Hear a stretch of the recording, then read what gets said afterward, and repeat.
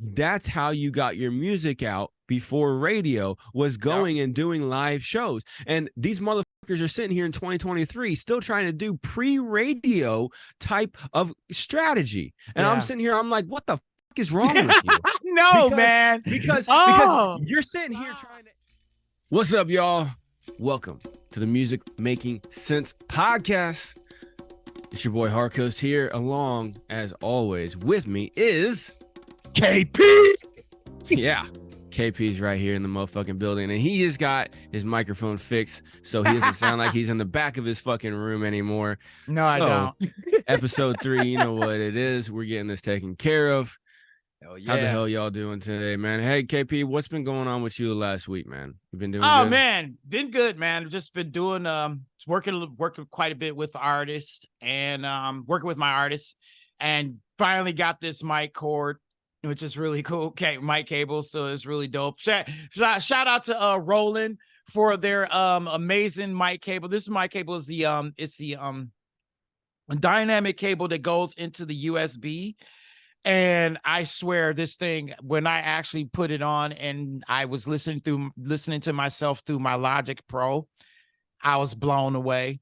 So I'm like, hell yeah. So now I feel good having a microphone that actually, well, it always worked, but now having a quality cable that it cuts through does make a lot of, and it makes a world of difference. So that, and been working on my drums, getting ready to do some things. I'm gonna go. I need to definitely get in touch with my kids. I've been missing my girls, so that's gonna be something I really need to do. So you guys out there, if you got kids, man, make sure we need to make sure that we need to make sure that we're keeping in contact with them and letting them know that we love them, and even though if we're going through schedules and tough times or whatever, man, we still need to let them know that they are a part of our hearts. And no matter what, we are always, I know for a fact for me, and I know for Hark, I know you definitely, we do it for our kids for sure. Absolutely, man. The kids are definitely where it's at, and some people, they got their own different perspective on it and stuff like that. But the way I see it, man, is like, if you got kids, take care of that shit, no matter how much you hate the baby mama or baby daddy, whatever situation is, it's not about them anymore. You know what I'm saying? You're not with them anymore. Fuck them, right? It's about the kids, because the kids, it's gonna be what it is. I mean, like, ideally, you raise them, take care of them, you help them be great individual humans whenever they get older. Exactly. And help them along the path. Obviously, they're going to do what they want. They're going to fuck up. They're going to make mistakes, just same as what we did. I mean, my progenitors only told me, could only tell me so much that I would even listen to, and it is what it is. So that's just nature. You naturally want to rebel against the previous, because that's how we progress as a human species. Exactly. If we kept doing the same thing of hunting and gathering, people would never have started farming. Use that as like an example, Yeah, exactly. And so it is what it is. You just gotta try to do the best you can. Nobody's a perfect parent, and no matter how hard or how easy you are on your kids, it's not about how you want them to be with the details. You just need to make sure that they're happy, healthy, and they're enjoying life as best they can, because ultimately that's what life is. It's about enjoying life, because if you don't enjoy life, then what exactly, what the fuck, exactly, it is what it is on that one. Totally agree. But yeah, absolutely. But we're coming here today. I was wanting to talk to y'all about something. KP's probably got some other things as well too to chime in with, as always. But one of the things that kind of hit me, I always see artists talking about this, as some of y'all may know, some of y'all may not know. I mainly operate in the hip hop space. I work with artists from all different ranges, but myself, I'm a hip hop artist, and so I have a lot of hip hop artists, or just like solo R&B or whatever, like kind of solo artist type of shit, right? So as a solo artist, as opposed to an artist part of a collective, right? It's a natural and a good thing to collaborate with other artists on creating a song or a collection of songs or what have you. Oh man. And Yes. yeah, it's crucial because you can only put out so many solo tracks, and sometimes you can do great with solo tracks, but having features, especially nowadays, is definitely crucial. And I see a lot of artists who are not really they're not hardly making anything off of their music yet. And they're talking about, I'm going to charge for features, right? And right. And so yeah. And so see, you're laughing, but I can go through my timeline right I mean, no, now I on can. my I know. Facebook. You know what I'm I've saying? seen. No, Yeah. I'm laughing because you telling it. You know, Right. comedian. You know, with the comedy, you laughing at Yeah. motherfucker. He's telling because he's telling the truth. It's the truth. Yeah. And see, and what I'm saying is by not making much, I'm saying that they are not 100%, you know, living off of their music, making 50,000 a year plus off of their music, right? Off of their music and their music endeavors. Like, they're making less than that. They're working a regular job and they're making either zero or some money a year off of their music, right? They're not fully sustained off their music. That's what I'm talking about by making a little bit of, like, not very much money, right? Yeah, totally. Right. So and even some of the ones that are, you know, making 50,000 a year or 100,000 a year or whatever like that, you know, those people who are making, you know, 50,000, 100,000 a year or more off of their music, and they want to start charging for features, I don't have any issues with that. It's the people that are not, you know, the people that are in my situation, KP situation, where we are working artists, we have other things that we do as opposed to, or, you know, to help supplement our artistry. Same as what many of you all watching are probably going through as well too. You got to either a full-time job or a part-time job, and you're doing your music. You may or may not be making money off music, whatever the situation is. Might be a disabled veteran collecting disability or SSI. Right.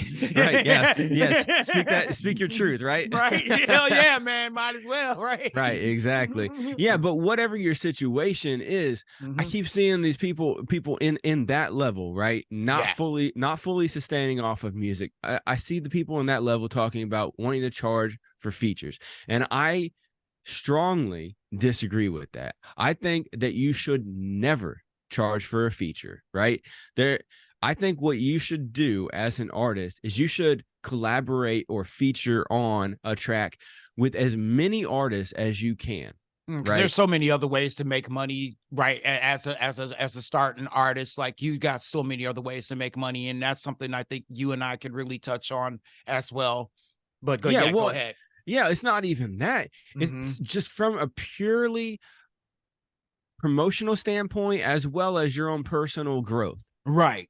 Like, that's what I'm talking about, because the more artists that you collaborate with, the more, like, for instance, in hip hop, the more different flows and different styles you're going to be working with. And so that helps you grow as an artist right there. And then aside from that, you have the promotional aspect of it where you are sharing yourself to other artists' fan bases, and they are sharing themselves to yours. Now, a lot of people, when they're not making much money or they're struggling, they're grinding, they're on that fucking grind, they have a famine mentality. And I get it. It's a natural thing. When you're not eating, you want to try to keep every morsel of food that you can. I get that 100%. I get it 100%. But in the grand scheme of things, it does not work like that, especially now in the internet age. Okay. Facts.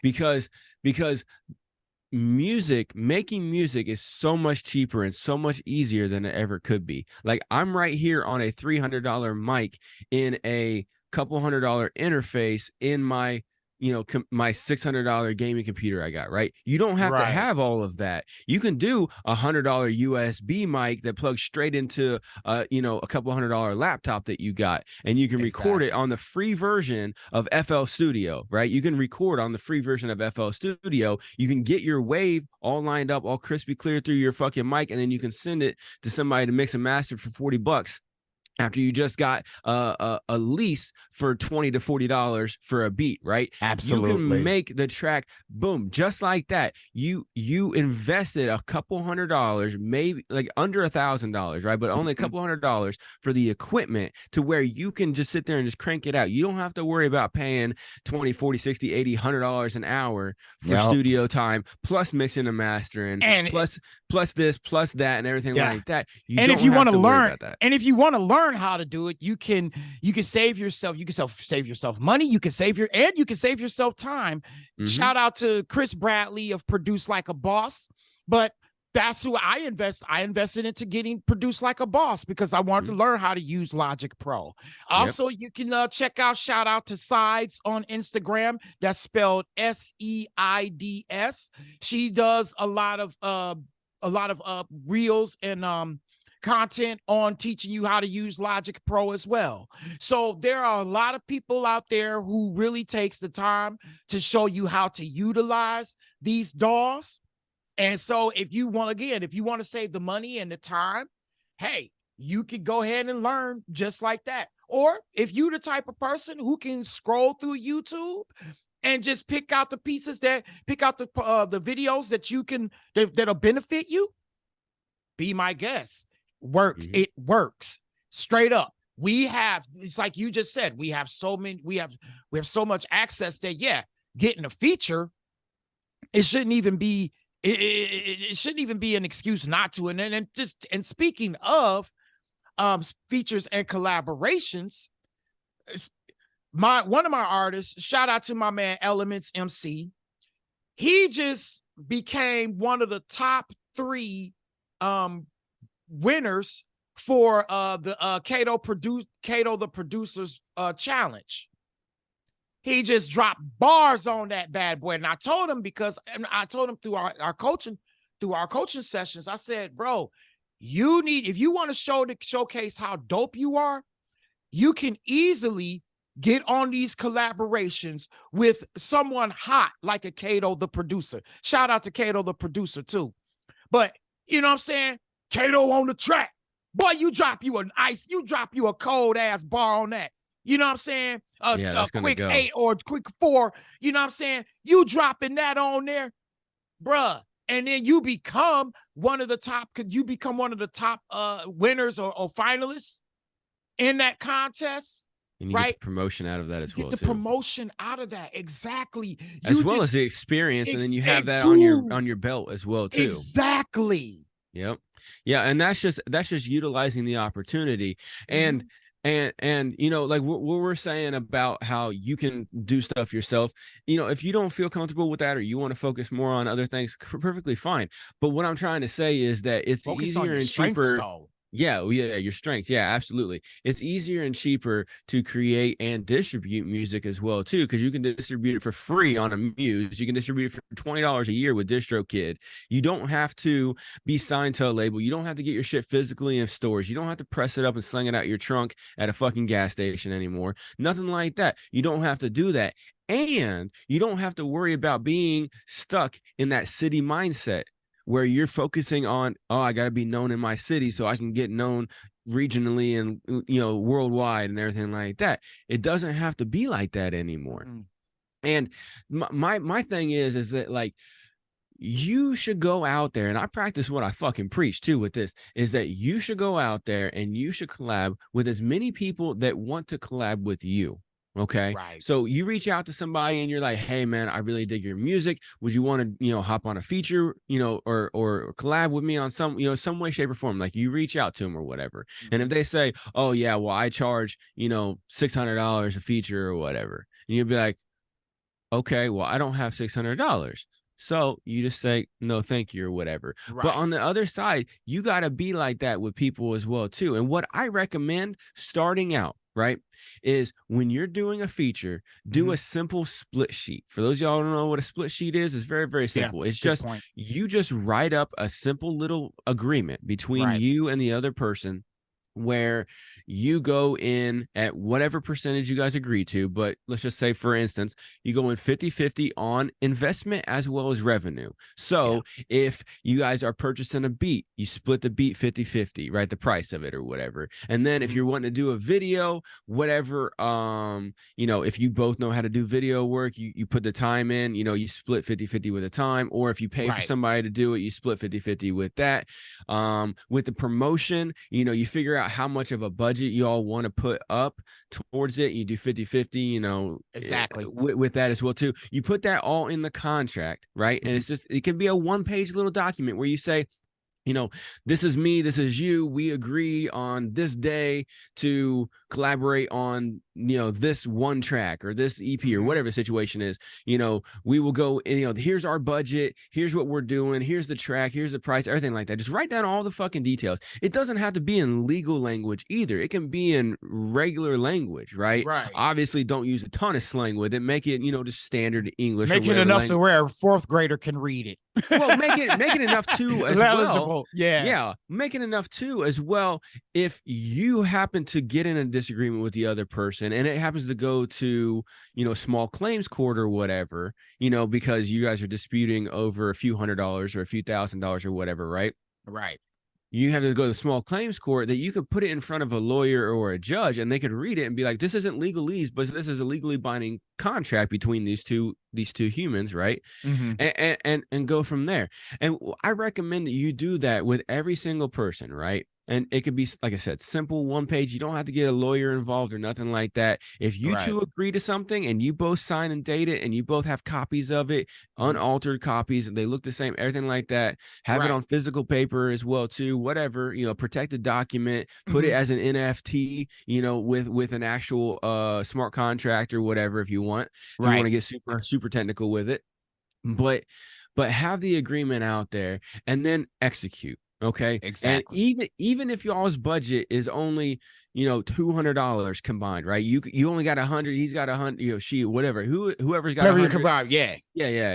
I just say, no, I feel you. No, I totally feel you. No, anyway, but absolutely. you put that together with them and then you execute. Okay. And then you keep doing that. And then you keep working with more and more people who are willing to just halvesies everything with you, right? Not wanting to charge anything, nothing like that. I mean, if you want to, go for it, but I don't think you should. I don't think it's necessary, because with that right there, putting that into action, as well as actually having like a laid out, at least a 30-day action plan on promotion and dropping things and, going on podcasts, stuff like that, like a full out, marketing thing. And, shameless plug, you can contact either me or KP and we can help you design that for you. But anyway, speak on it. You can put it together yourself as well too, if you feel like it. But you put together an actual plan of action with that, and you keep doing that with as many different people as want to work with you, right? And then the more people that work with you, the more it's going to happen. For instance, I have done one feature. It was like me and like 4 other people on one artist track from one of my UK homies, K Souls, right? Shout out to K Souls. Shout out to K Souls. I've heard of him. He's pretty dope. And then so I was on a track with him a couple years ago or whatever. Okay. And then me and him got on a track, just me and him, at the beginning of the year, put out, called Stranger, right? And he had the beat, he had the engineering and everything like that. He's like, hey, I'll do everything. This is my track. You hop on it or whatever, And I was like, all right, cool. I was like, well, I want to put together a music video and put out clips for it and everything like that, and different promotional pieces. I was like, so, if you get it shot, you send it over to me, I'll edit it, right? So we worked it out to where, like, he got the beat, you got the engineering portion of it done. I sent over my vocal stems. He got all that done. He got the distribution up through his indie label he's on over there in the UK called Bard Picasso. And he did that portion or whatever, and then I did the video portion and stuff like that. I edited that thing and put it all out or whatever, right? Well, so we got that taken care of, and we have a couple other tracks that we're working on as well too, that we're putting together and everything. Well, I had an artist that knows him and that knows me as well too, that I used to talk to a couple years ago or whatever, whenever I had my radio show style podcast where I would promote people's music and play music and everything like that. I remember him from back then, but I ain't talked to him since like 2020. And Okay. he hit me up the other day and he was like, hey, I heard that track with you and K Soul, Stranger, man. That shit's dope. I was like, oh, I appreciate it, man. Everything like that. And he's like, man, I'd like to collab with you on a track. And I was like, yeah, it's cool, man. I'm always down to collab, man. Just let me know, whatever, Right. And yeah, it goes from there. Now, the only time I would recommend that so this is how I would recommend that everybody does it. So keep doing it like that, 50-50 everything, put a simple contract, right? Once you get to a point where you are getting too many collaboration requests, right, and of people who will agree to those terms of 50-50, right? And you can put down a budget. What I would recommend doing is once you start getting so many people, before you start charging, I would start raising the amount of promotion investment required from the other person, right? So at first I would say, hey, let's keep it open. What's your budget on this? Oh, you can only do $100 this month. Okay, I'll match the $100. We're gonna put that down. We're gonna do $200 worth of promotion for the first month of this promotion, right? Well, then once you're getting so many people, and you're like, some people only got $50, some people only got $100, some people got a couple hundred, whatever situation. You're getting so many people, and you're like, hey, I'm getting kind of overwhelmed. What you can do in order to maximize what you're doing is start saying, hey, I'm not charging $500, but you got to have at least $500 for the first month of promotion to put in on your end. I will match. Or you got to have at least $750 or $1,000 or whatever you can do, obviously, right? But bring it up to that level, right? Or whatever your situation is, but start bringing up the monetary investment required from the other artist, and 100% put towards promotion, not towards your fucking your blunt, not towards your drink, not towards not towards your rent, not towards your rent, not towards whatever, right? It's all going 100% into PayPal to go on to promotion for all the social media platforms and everything like that, and right? make sure you put it under goods and services. Don't do family and friends. Yeah, exactly. Do goods and services. That way, if there's any dispute, it is easily disputable and everything like that. You can get your money back, everything like that. Exactly. Just like he said. Yeah, there's a fee. Equate for the fee. Be like, hey, send plus the extra 3% or whatever, right? Whatever the situation. And do that, right? And just keep bumping that level of investment up, because what will happen is you start doing the low level ones where people are putting in $20-$50 a month or whatever, right?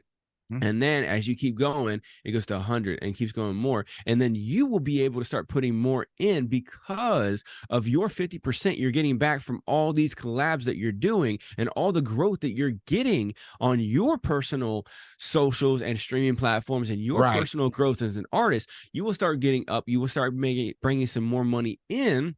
And then you will also raise your profile online, which is the new city now, right? Social media have their different cities. You got Facebook city, you got Twitter city, you got Instagram city. You got the new Twitch, you got Reddit, you got fucking all those, right? All of them. Those are the cities now. It's not LA and Tokyo and New York and Atlanta. It's not those cities anymore. Yes, they connect. The social media platforms connect you to those physical cities, like in LA and Tokyo, and so those cities have a physical infrastructure that is good for the physical element of your promotion. However, we are living in a digital society, in a hyper digital society, where people spend most of their time on digital, right? Not in physical. And as much as people are like, oh, well, people are going out to shows now,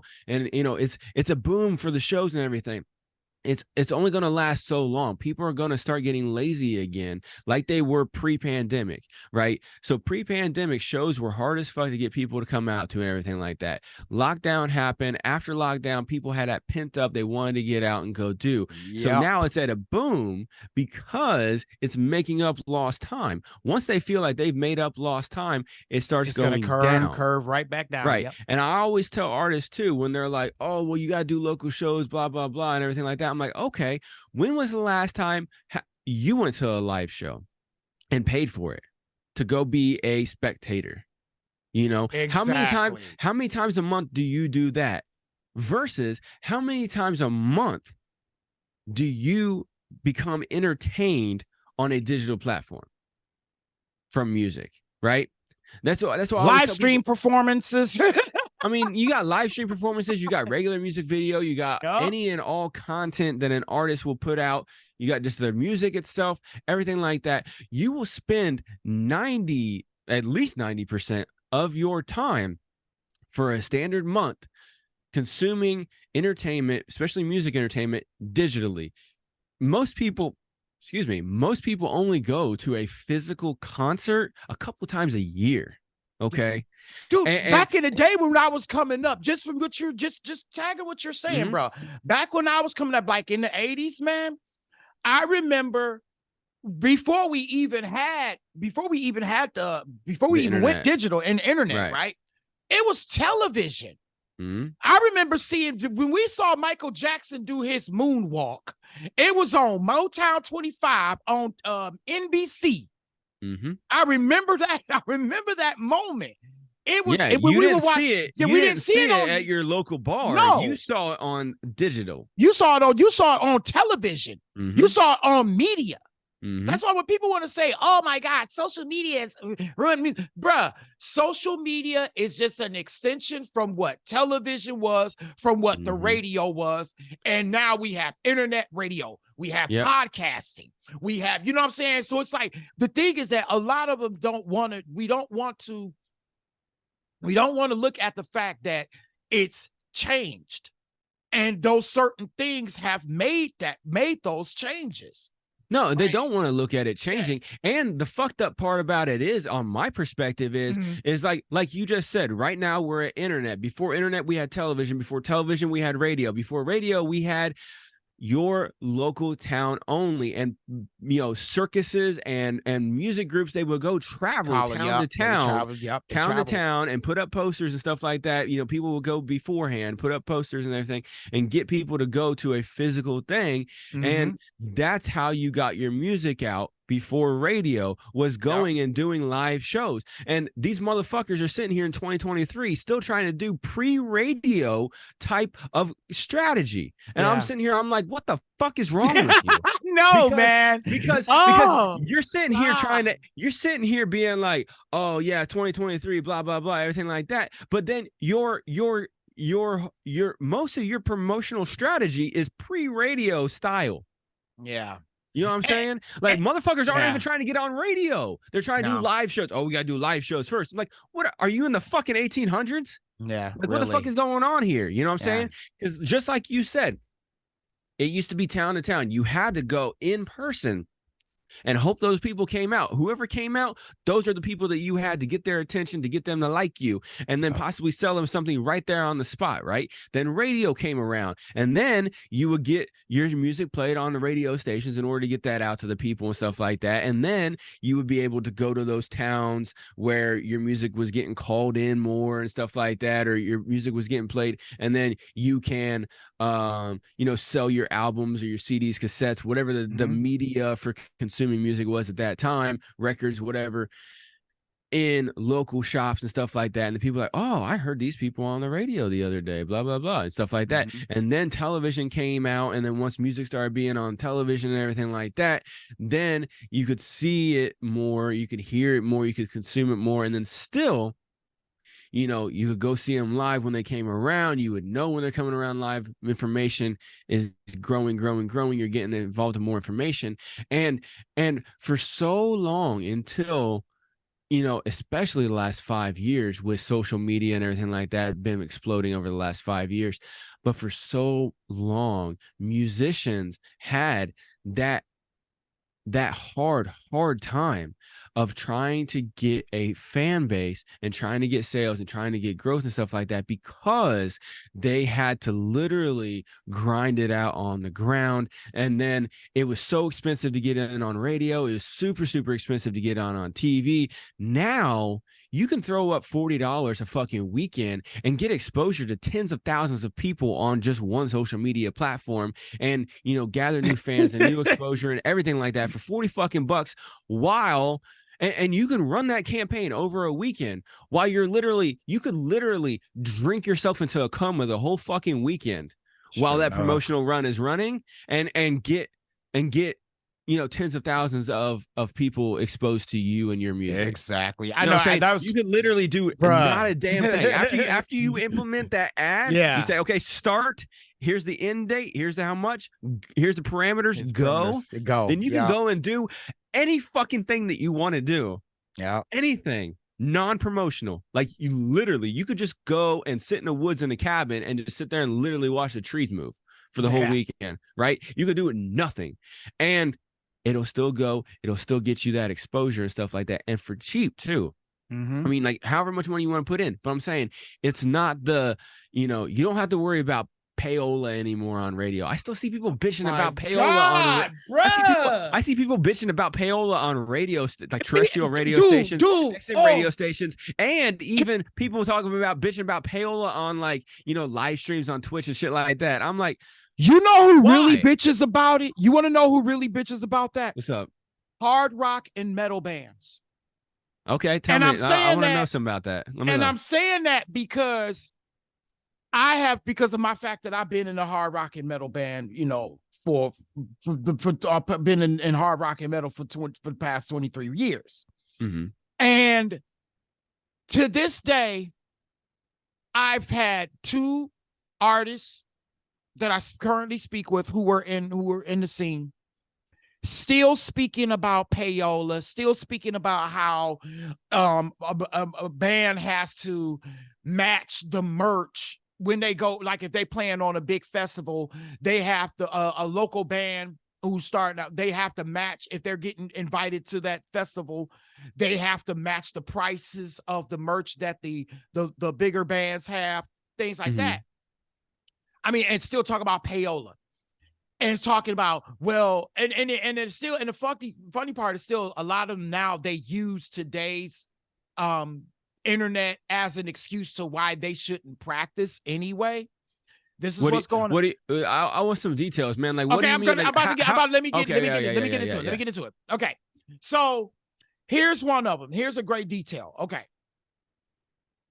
A friend and I got into this. We got into this because he was saying that it was like a couple months ago, he was still complaining about payola, about how bands still have to match.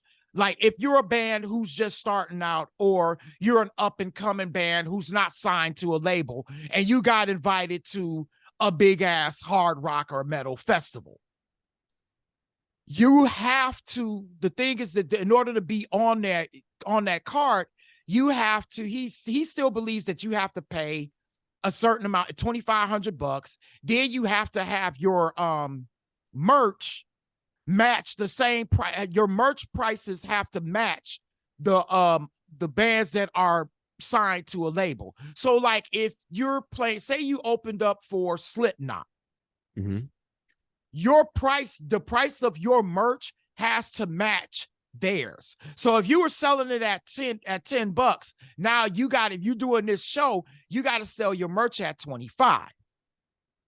Or your shirts at $25. One more time, your feed broke up again. Okay. Yeah, so your shirts at $25. Okay. Yeah, so your shirts have to raise your shirts to $25. He's complaining about it, and then and what I was saying to him was this, dude, with the internet, do you know how much easier it is to be able to be a local band or a startup band without a label, who can build a fan base online to where if they get invited to this festival, they're going to be able to match. They're going to be able to price match. They're going to be able to raise their prices up to $25,000 to $25 if they built their fan base online. I said, it's so much easier now to do. I said, shit, I'm selling shirts at $20. Mm-hmm. And all I got to do is I have a website. So was his complaint that, hey, I can only really get people to pay $10, not really much more, because they don't know who the hell I am for a shirt. But whenever I go to this festival or concert, I got to charge $25 and people aren't buying them as much. Yeah. And I'm trying to tell him. But wouldn't the profit margin, if you sold them at 25, even if you sold less volume, the profit margin would still be equal or if not greater than? Greater than. But the thing is that he so feels what the like, fuck is he bitching about? Well, because what his gripe was this is that it's the whole idea of there's no way in hell that you can make that happen unless you're signed to a label like a Metal Blade, right? This is his whole, he's still stuck in that mindset. And there's I'm a ton of people still stuck in that. They're like, oh, I need a label. I need to be signed. And I'm saying that is a lot of them is in rock and metal. Like, and it's still what kills me too is that a lot of rock and metal artists are now using technology in a way where they're using it as an excuse to also not practice or to cut out collaborations. I'm like, dude, do you understand? If you do that, it just baffles me how much. And the funny thing is that another one of our marketers in our school mentioned this as well. He was talking with Sean about it, and Sean was tripping out because he didn't realize that as many hard rock and metal acts don't get into marketing. When if you look at the history of hard rock and metal, it was always been the band versus the brand. Right. Kiss, you just mentioned Kiss. Yeah. Kiss is a brand. Kiss is a huge brand. And it's funny when I'm sitting here having talks with local Washington State artists, especially rock and metal artists here.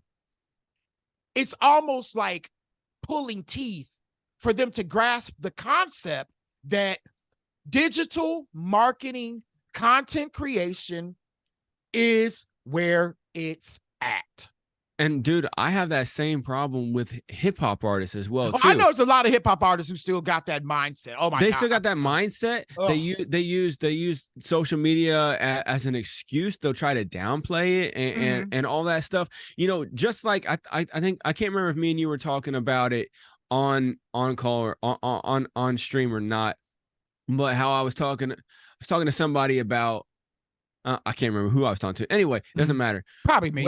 Where when hip hop was gaining more and more popularity, there were so many people saying that's not real music. They don't even play instruments. That was us. Yeah. Right. Yeah. Right. Yeah. They don't even play instruments. People are using that same thing, that same mentality, that same way of thinking towards technology and social media. They're saying, oh, well, that's not real. No, but it's reality. It is what it is. Yes, and it was created by humans. It didn't just shit itself out. And even if you use AI, right? Like, oh, AI, that's not real. It doesn't matter if it's tangible or intangible, whether you can put your fucking hands on it or not. No. Is it entertainment content? Yes.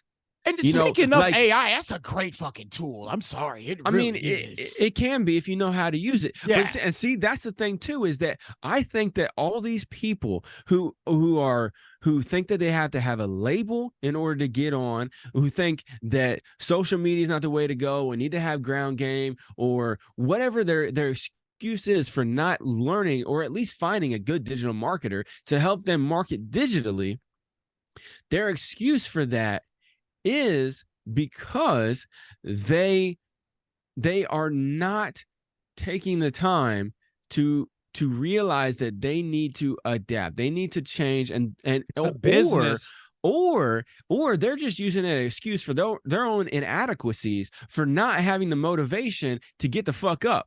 You know what I'm saying? And the lack of knowledge of business. I feel like they're very. I feel like a lot of artists take business. They take business as a fucking joke. I really feel like a lot of artists out here in promotion, they take it as the whole business, promotion, the marketing, the advertising, the logistics, everything. I feel like a lot of artists take the business, the practices, the administration, all of the administrative work, they take it as a goddamn joke. Well, and see, the thing is, too, is what really trips me out over here in the hip hop space, especially, is when people say, "Oh, I'm just gonna make the music and let the people Let the people, decide." oh my The God. music will speak for itself. Like I asked somebody, I was like, "Hey, what's your plan on marketing this?" "Oh, I'm just gonna put it out, man. The music will speak for itself." I was like, "The music can't speak for itself, and nobody fucking hears it." I Like, had a dance producer tell me that he deserves to play in Spain and that God has sent him to do this, and that's the mission, and that's his perspective. I'm like, okay. bro, Well, then he needs okay. to go to all of his religious. He needs to go. So whatever religion he is with God, right? He needs to go to all of those organizations and have them sponsor him to get to a trip to Spain and perform.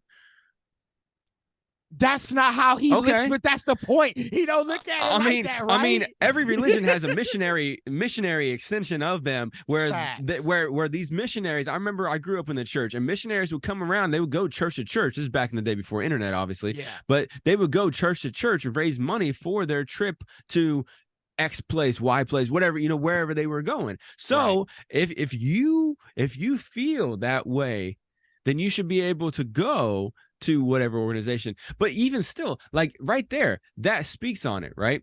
Exactly. If you feel that you deserve to go someplace, how do you get the means?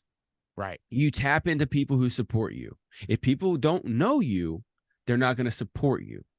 Exactly. They have to know you, they have to like you, and they have to trust you. Know, like, and trust. It's very, very it's very, very real. People have to know you, they have to like you, and they have to trust you in order for them to support you in any way, especially financially, right? No matter how much money they have, if they have $1 to their name, or if they have billions of dollars to their name, they have to know, like, and trust you in order to invest with you. Now, how much they invest with you will depend on the level of trust that they have in you and the level of support that they have for you. But you have to get it out there. Like for instance, let's use that hypothetical. Let's say I'm the hypothetical person.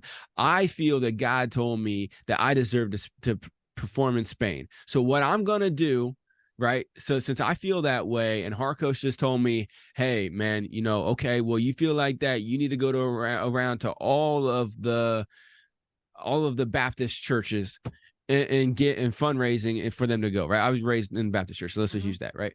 All of the Baptist churches, and you have to get them to donate to your cause and help get you to Spain.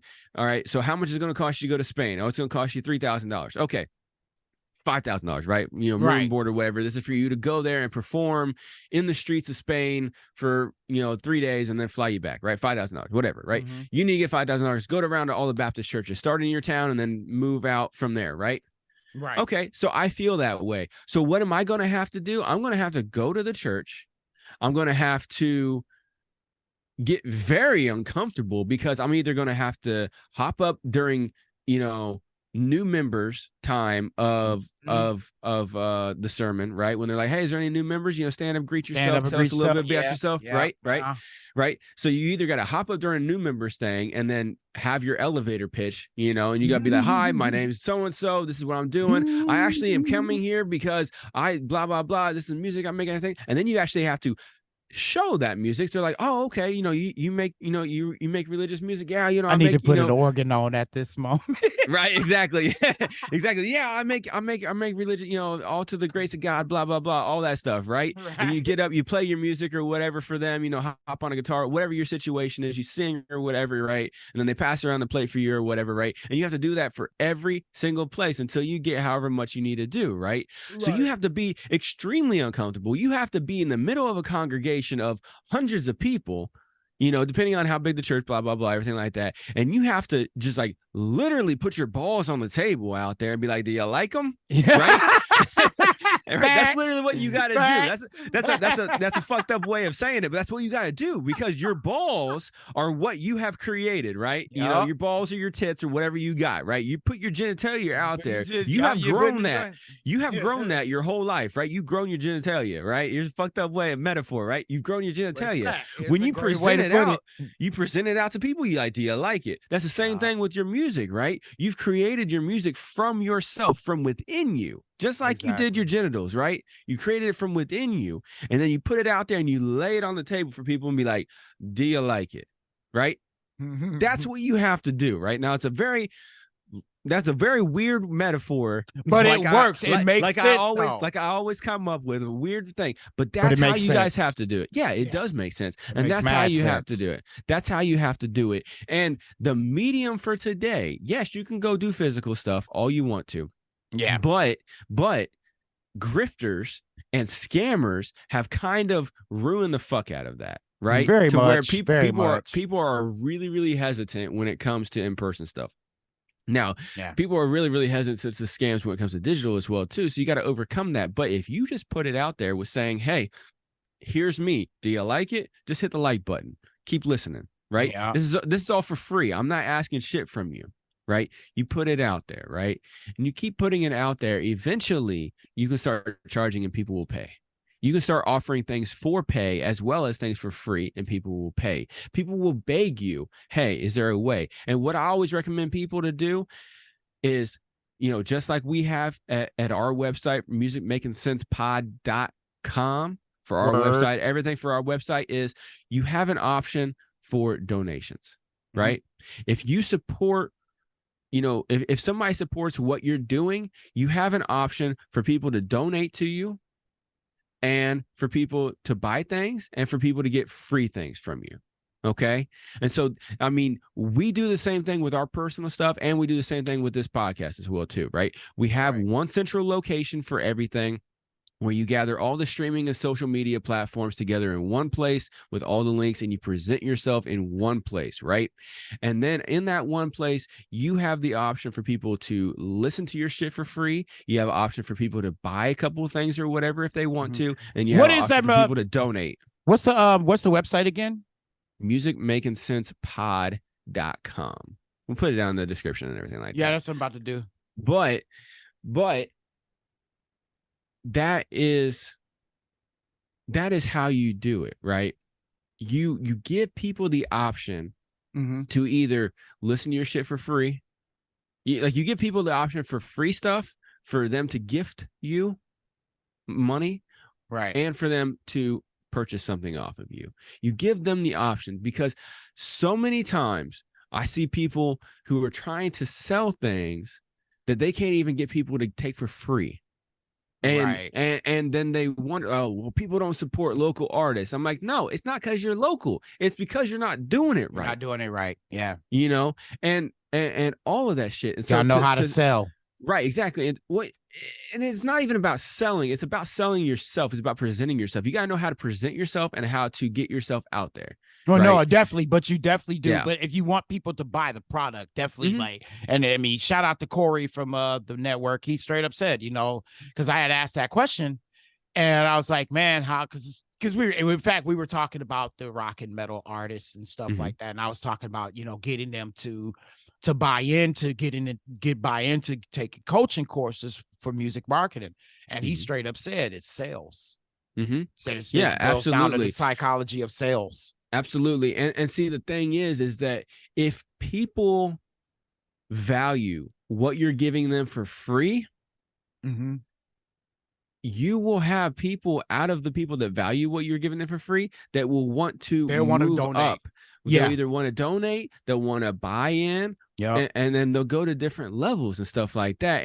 And yes, it is sales. Subscribe. However, sales has the word sales and selling has a very negative connotation for a lot of people. So that's why I reposition it and say, yes, it's sales, but what it more so is you presenting yourself and what you have to offer to people. And you need to get that out in front of as many people as possible. And then you need to have as many options as possible for people to support you, right?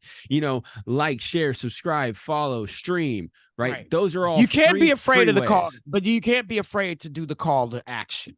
No, you can't. And if you don't know how to do that, then you either go and learn how to do it yourself, or you find somebody who knows how to do it and you work like with us. them. Yeah, like us, right? Right. One of the two, right? One of the two. And it just comes down to that. And to circle back around to how we started with the features and stuff like that, it all ties together. You have to do things for free.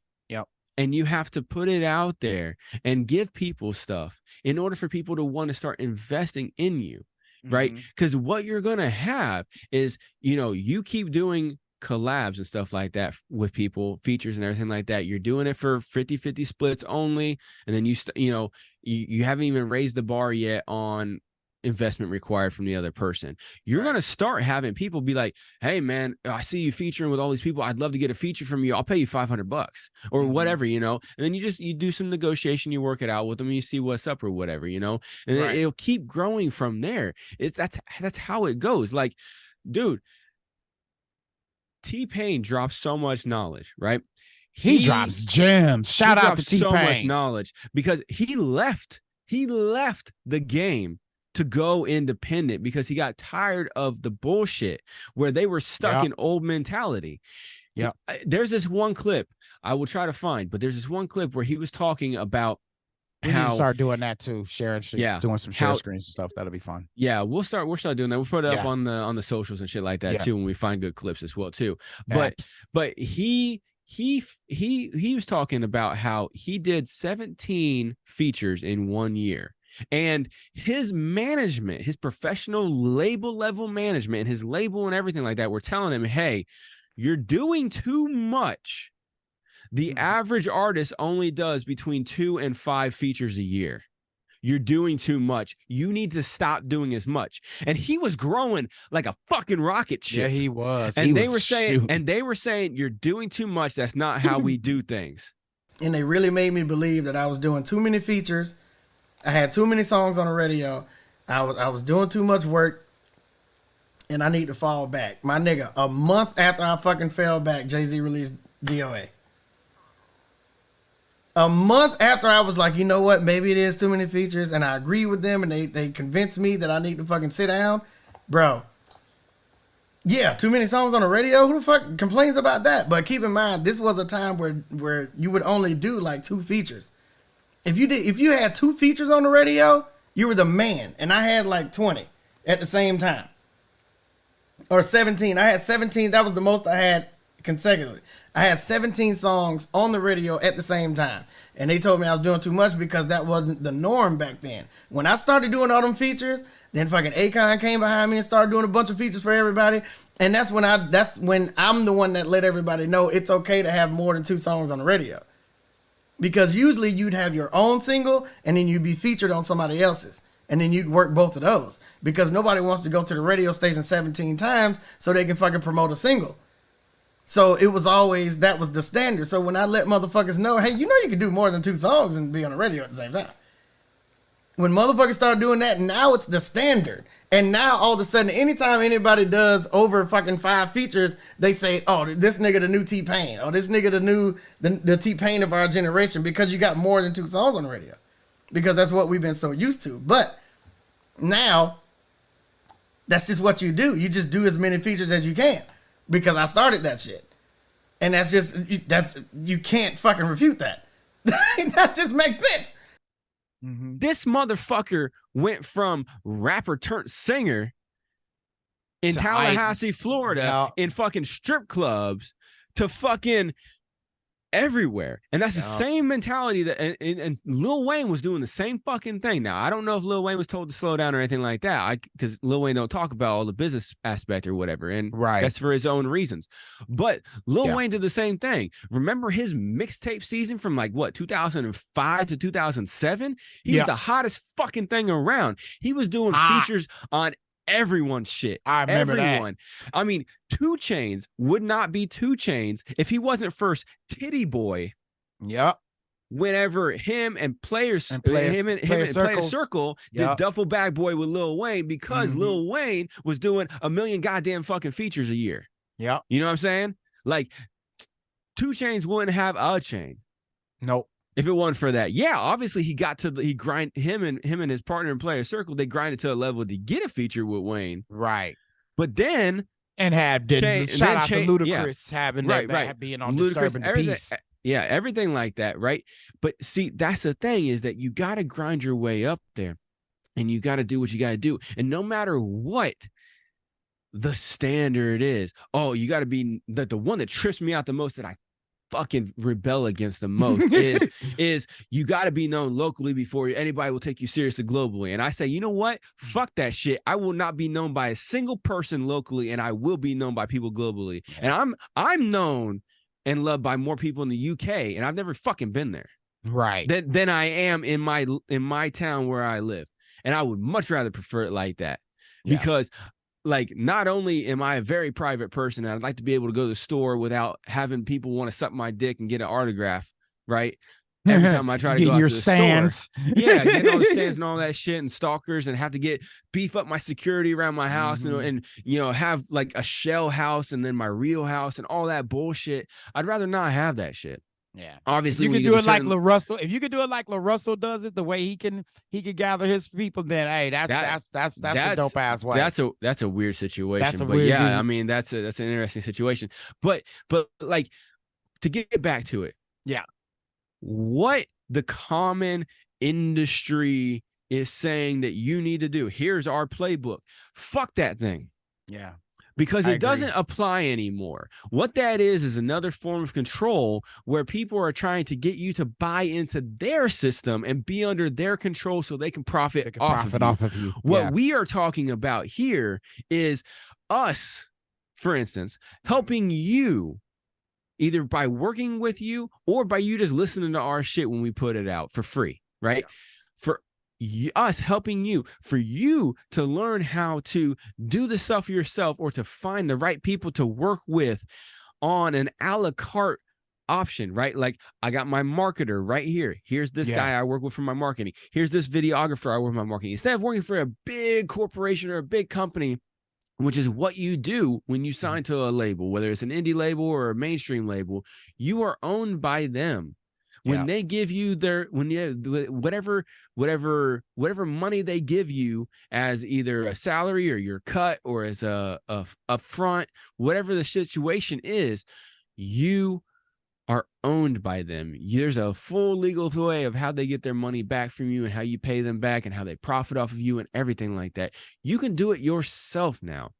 Obviously, the bigger you start getting, the more you're going to have to offload to other people. You're going to have to hire somebody to help you with your tour, like to organize your tours for you. You're going to have to hire a social media marketing team. You're going to have to hire a PR team. You know, that way, because the bigger you get, the more you're going to be able to only focus on creating the art, performing the art. Yeah. And then, of course, you're going to have to be the one that goes on podcasts and stuff like that. And build a team, build your exposure and stuff like that, right? But you're gonna have to do that. But in the meantime, you're gonna have to build it from the ground, and you're gonna have to put in more than what you get out. You gotta have that long term.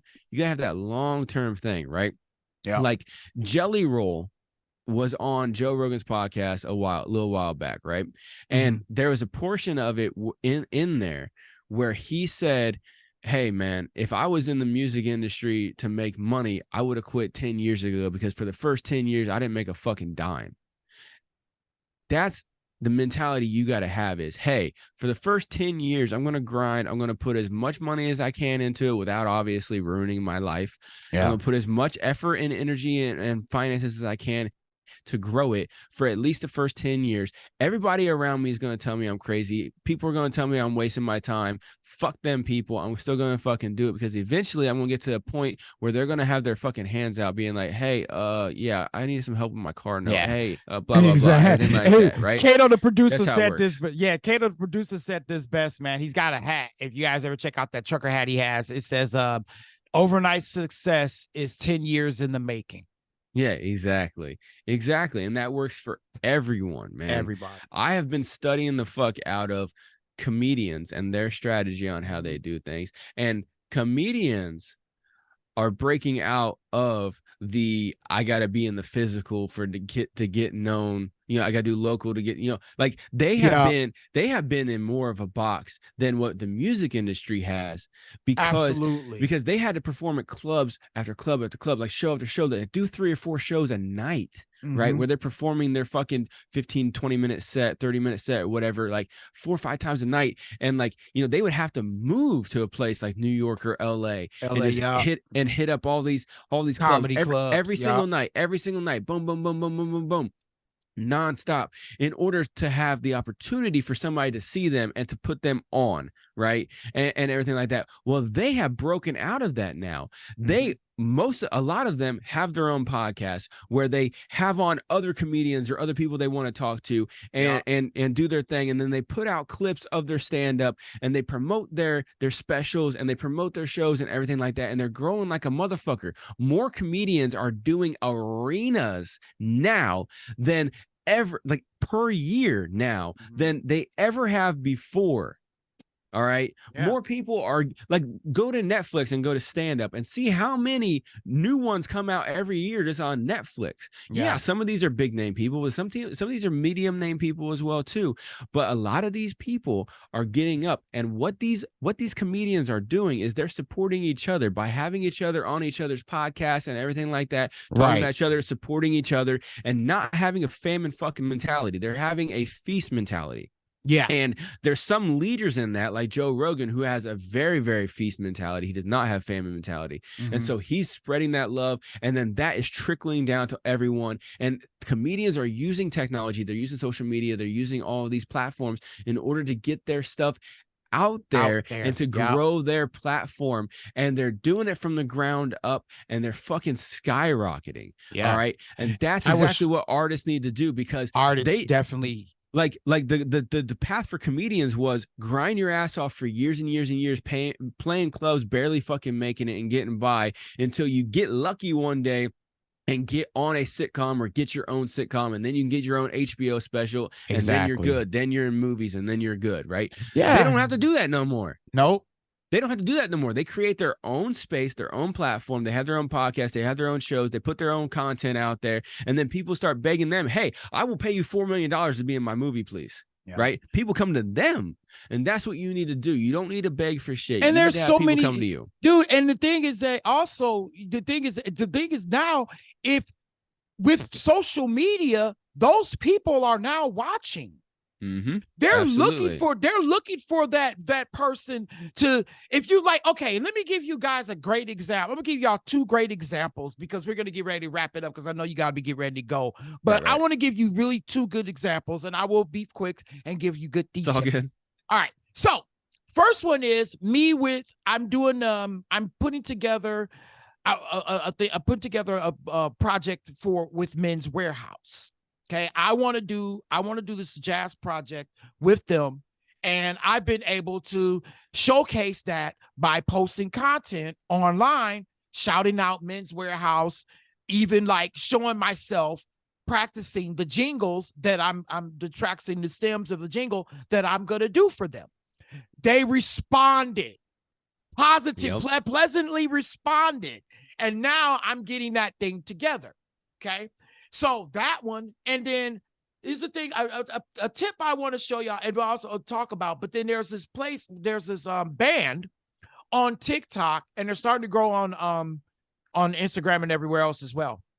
But they're from UK, and they're called Cavalouise. Okay.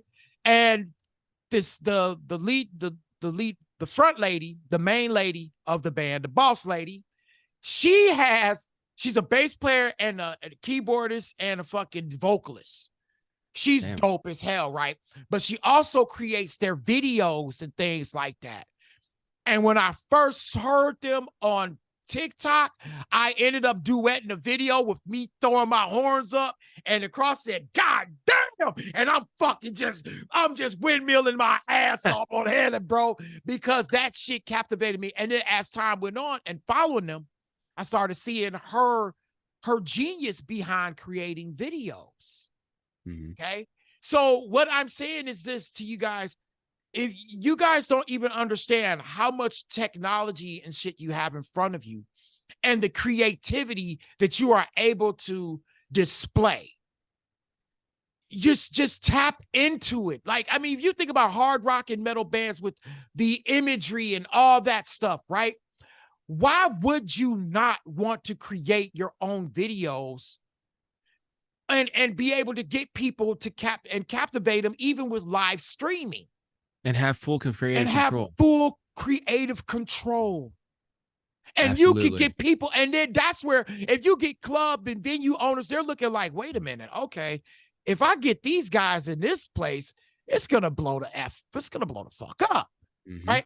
So now they're gonna start wanting to change the way they do things.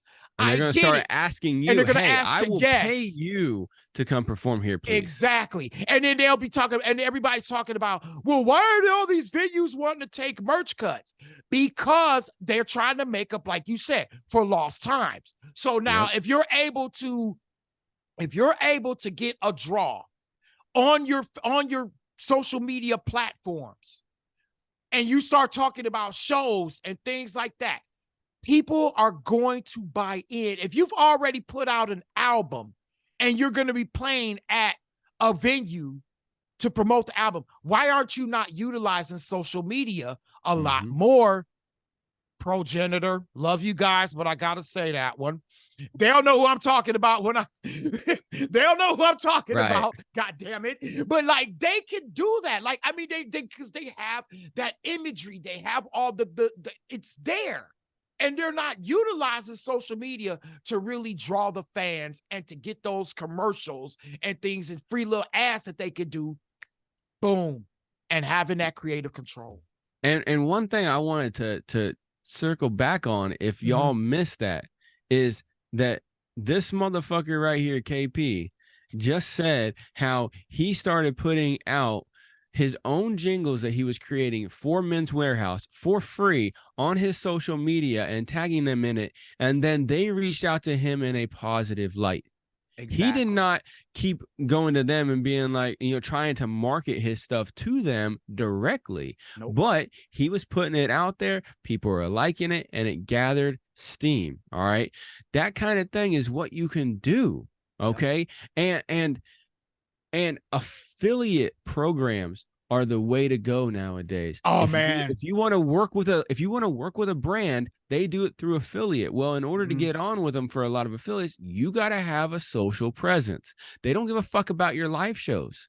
If you want to have an affiliate program with Men's Wearhouse or Nike or whatever, what I'm saying, whatever you want to have an affiliate program with, you got to have the social presence. Nike won't even accept you if you don't have 1 million followers on your Instagram. They won't even look at you. Exactly. They won't even accept you. And that's not for them to give you a check up front to do some shit for them. That's for them to cut you in on a percentage of sales that you generate for them based off of your unique URL. Exactly. All right. If you don't know how affiliate programs work, it's very, very simple. You get a unique URL or a unique coupon code. And you guys have heard it. If you guys listen to podcasts, you've heard it, right? And then when people go to that URL or to that company's website and they purchase something using your URL or your code, then you get a certain percentage off of that sale as a commission. You're a salesperson, especially, right? They're not paying you a damn thing up front. You're literally, you're killing what you eat. Right? Or eating what you kill. You're eating what you kill, right? Yeah.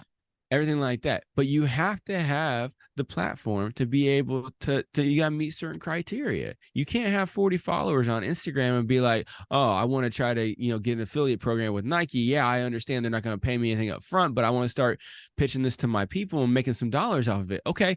Yeah. But they look at it from a metrics perspective. Yeah. Like it's a very, very small percentage of the people that are exposed to something that actually click on it, and then a small percentage of that click on it that actually follow through with the purchase.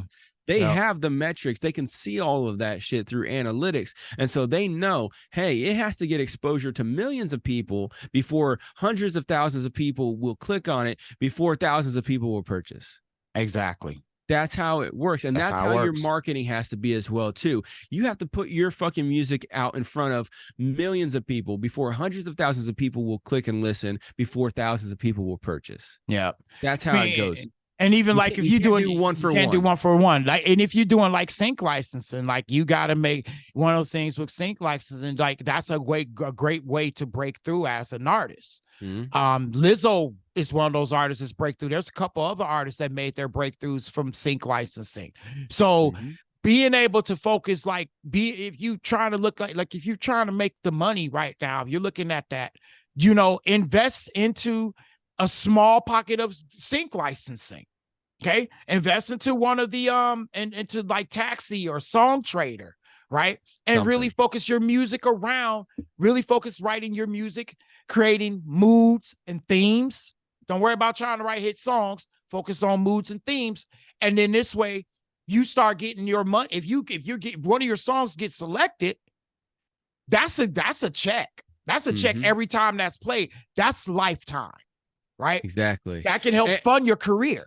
Exactly. And see, like, you don't have to do all of these things that we've mentioned here today. We've dropped a lot of fucking shit on y'all. You're probably gonna have to re-listen a couple of times, which is pretty cool because it runs up our stream. Helps so we appreciate it. Right. But you don't have to do all of it, but you gotta do something. Yeah, do something. And there's plenty of things that you can do. Just find your niche. Exactly. Really. All of the things that we put out as saying these are what doesn't work anymore. This is old school shit and everything like that.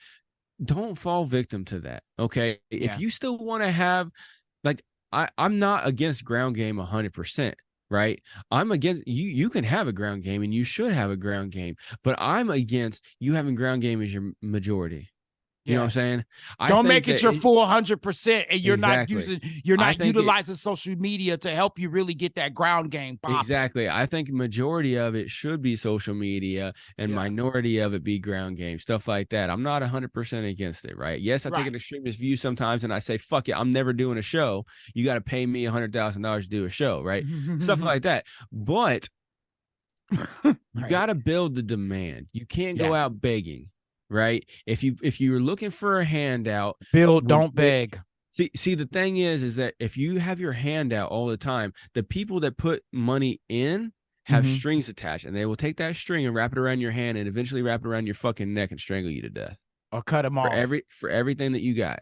Yep. Or cut them off. They will drain everything out from you. And then once it's done, then they'll release the strings. Yep. Once you're nothing. Right. Once you're nothing.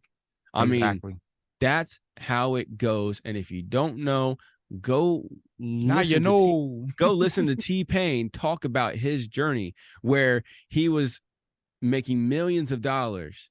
And then he got to a point where he was so squeezed by the industry and drained of everything that he had to borrow money from somebody to get fast food for his kids. Yeah, they squoze that shit out of him, dude. Oh exactly. My God.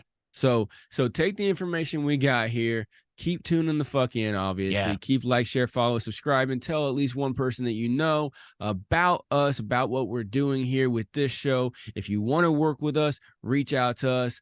Like I said, all the information will be down in the description of wherever you're listening or watching and everything like that right here, right now.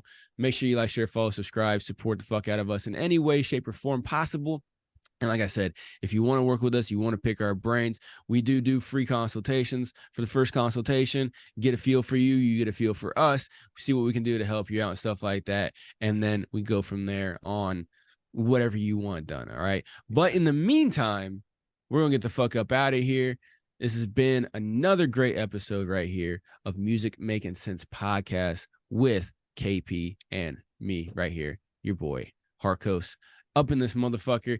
You all have a good one, and we'll see you next time. Any last words, KP? Holla at y'all, man. Love y'all. Shout out to my man Marco Harkos. Boom. This is Music Making Sense Podcast, y'all. Boom. We out. Yeah.